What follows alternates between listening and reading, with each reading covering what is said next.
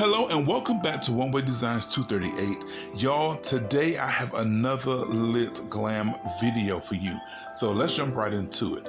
I'm going to start off with 4 of these square mirrors from the Dollar Tree, as well as 4 of these small square wall art pieces.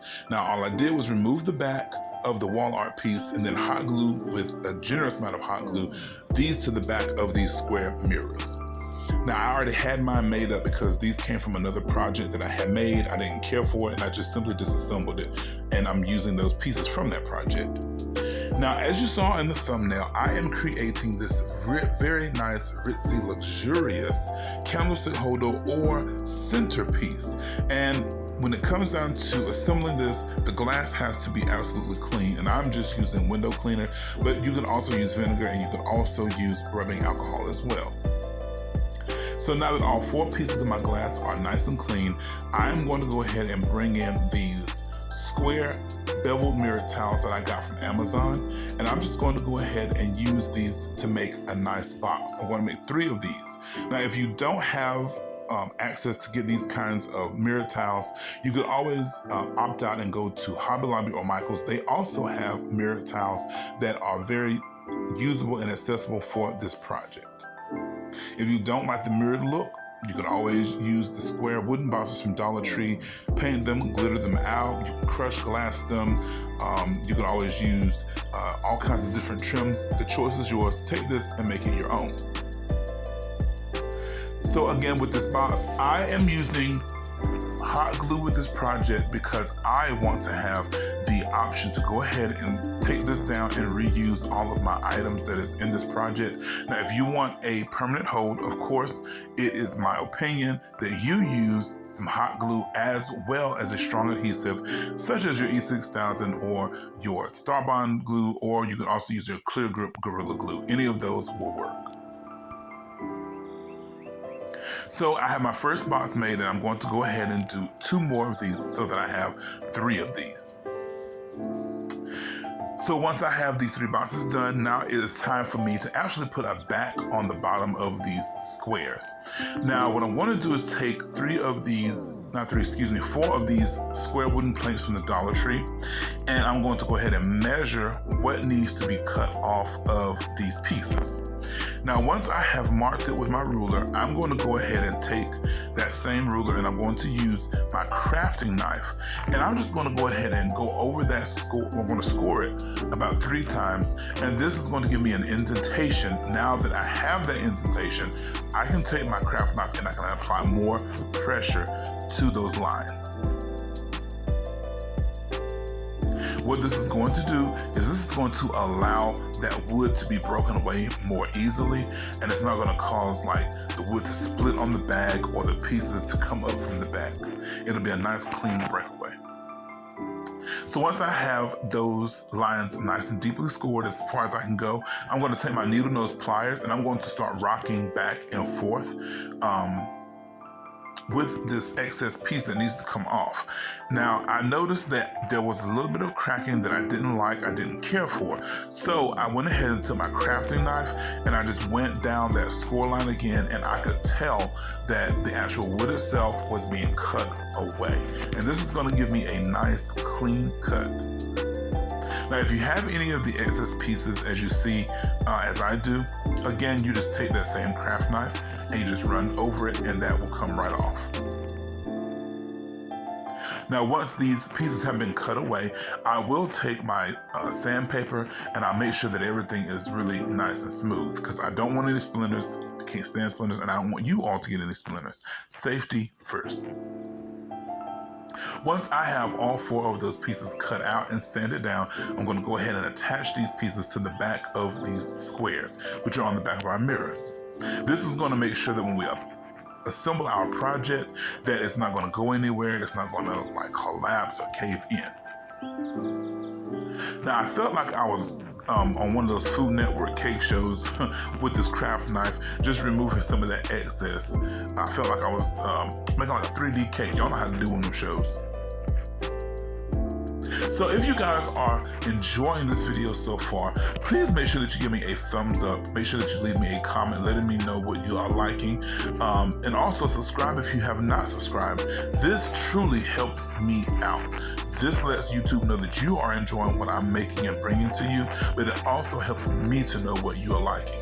So please help me out. Give me a thumbs up, give me a comment, make sure that you are subscribed, and make sure that you turn your notification bell on so that you don't miss anything that I'm bringing to you. So now that that public service announcement is out of the way, let's get back to the point of this video. Now it's time for me to assemble this stand, and what I want to do is take this first square. I'm going to remove, of course, the protective film on the outside of the mirrors, and now I want to glue this not directly in the center, but off a bit. I saw another candle stand in, I think I was in Ross or either Burlington's one day, and the center of the candle was not the candle stand, was not lined up. It was kind of like off and kind of catty-cornered, and I loved that look. So that's the look that I'm going for. So yes, I'm doing this intentionally, but if you don't like that look, you can always line yours up straight up and down. So now that I have my first box down, I'm going to go ahead and apply some more glue to the top of this. And I'm going to apply the next mirror on top of this box. Now I am using a piece of this MDF board, as you see. This is going to help me to make sure that the mirrors, the larger mirrors, are nice and straight up and, up and down where it's supposed to be.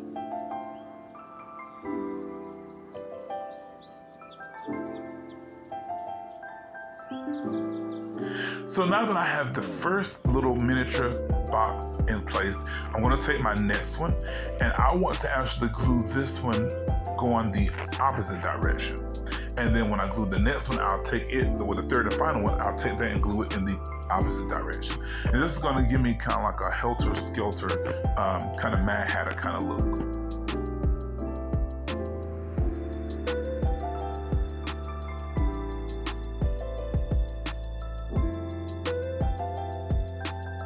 Now with whatever adhesive that you choose to use, make sure that you are paying attention to where you're placing it, because you don't want to have such a beautiful piece and then you're able to see globs of glue coming from underneath your smaller mirrored tile boxes. That's, again, one of the things when you are crafting and creating, that's what helps to make your projects look store-bought, store-finished, paying attention to the small details.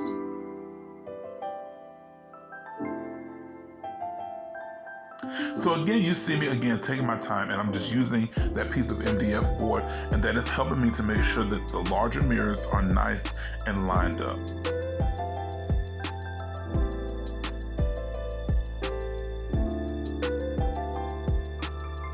So down in the comment section below, please let me know what other kind of mirrored accents do you like to use in your crafting. Not only like mirrored tiles, but are there other kinds of crushed mirrors, or are there other mirrored items that I don't know about? Let me know down in the comment section.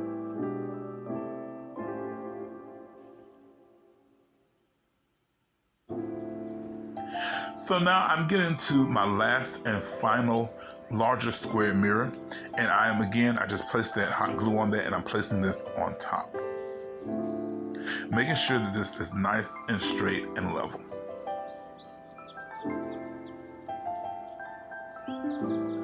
Now, one thing that I can say about using hot glue is I love it because it gives me the option of, if I'm not pleased with how it looks, I can just simply take it apart and remove that hot glue.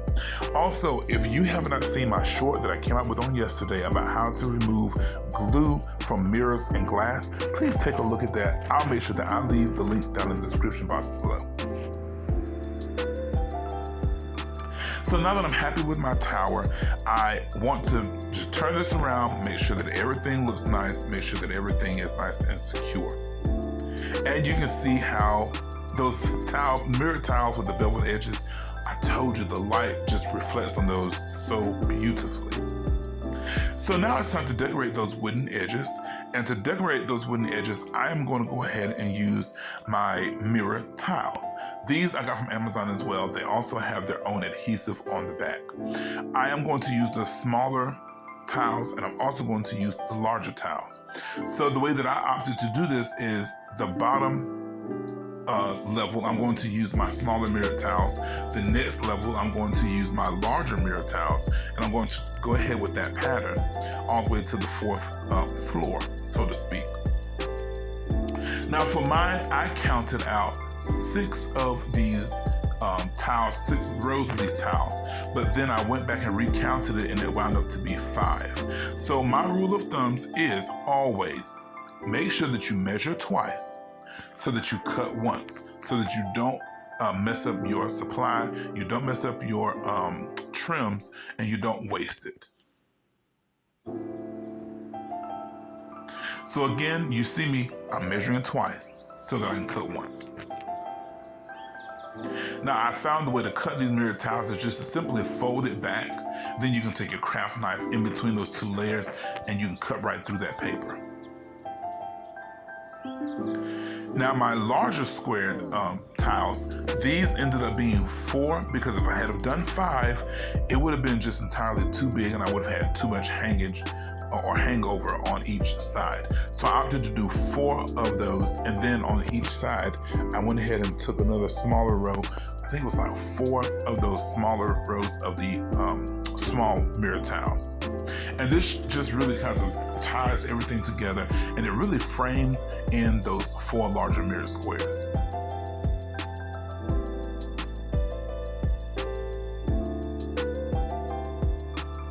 Now, if you don't trust the adhesive on the backs of these, you could always bring in some of your Fabri-Tac adhesive, or you can also use, because it is glass, you can use a E6000 or a Clear Grip Gorilla Glue as well. But I like the adhesive on the backs of these because they're just very, very tacky and very strong. So now you can see what a difference just that 1 row of those mirrored tiles made. I'm just going to continue to take my time. I think I really wanted y'all to see what I was doing. I was trying to show you to the best of my ability how I was applying this trim onto this candle stand.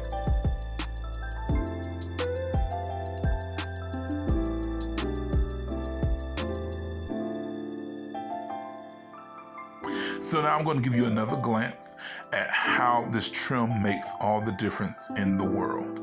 Y'all, I love this because it looks so luxurious and it just looks like something I could have gotten out of a magazine. So now for my topper, I'm going to take one of these ashtrays that I got from the Dollar Tree a long time ago. And then this is another little candle holder that I picked up from my local thrift store, and I got this for like 25 cents. I'm just going to glue these 2 together. And then later on, what I did was I took some of my diamond wrap adhesive and I ran that around the bottom of that candle holder. So this is what my project looks like once I have put the topper on top. You guys, this turned out way better than I expected it to. I love the offset balance in the middle, and I love how everything sparkles and it looks so luxurious and so nice. So if you guys have enjoyed this, again, please leave me a thumbs up, leave me a comment down in the comment section. Make sure that you are subscribed. I hope that you have enjoyed today's video as much as I have enjoyed bringing it to you. If glam is not your style, I thank you for watching and I thank you for still being here. I love each and every one of you from the bottom of my heart.